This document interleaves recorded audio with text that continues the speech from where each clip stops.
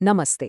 आज हामी मोबाइल एपबाट एकैपटक धेरैजनाको आइपिओ नतिजा कसरी हेर्ने भनेर छिटो छरितो तरिका सिक्दैछौँ। एक एक गरेर नतिजा हेर्नु साँच्चै झन्झट हुन्छ नि। तर अब परिवार सबैको नतिजा एकैपटक हेर्न सकिन्छ। लौ त सुरु गरौँ। सबैभन्दा पहिले प्ले स्टोरमा जानुस् र यो एप खोजेर इन्स्टल गरिहाल्नुस्।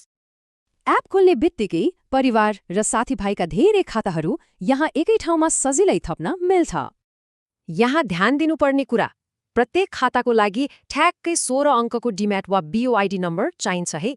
त्यो 16 अङ्क राख्ने, सम्झिने, नाम लेख्ने अनि खाता थप्न क्लिक गर्ने। कति सजिलो होइन त? सबै खाताहरू यसरी सेभ गरेपछि माथिको मेनुबाट आफूले नतिजा हेर्न चाहेको कम्पनी स्वाट्ट छान्ने।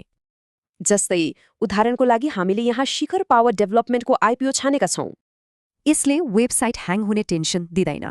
अब चेक बल्क रिजल्ट थिच्नुहोस् र केही सेकेन्ड पर्खनुहोस्। ला हेर्नुहोस् त, सबै नतिजा एकैचोटि आयो।